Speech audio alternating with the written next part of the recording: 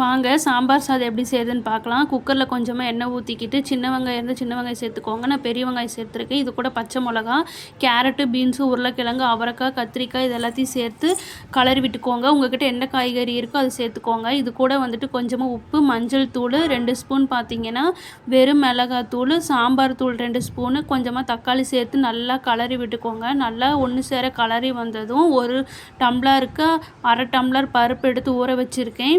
இதையும் சேர்த்து நல்லா கலரி விட்டுக்கலாம். கொஞ்சமாக புளி கரைசலை ஊற்றிக்கோங்க. இது கூட வந்துட்டு கொஞ்சமாக வெல்லம் சேர்த்து நல்லா விசில் விட்டு எடுத்துக்கோங்க. அளவு பார்த்தீங்கன்னா 1 டம்ளர் அரிசிக்கு 7 டம்ளர் தண்ணி வச்சு ஊற்றிருக்கேன்.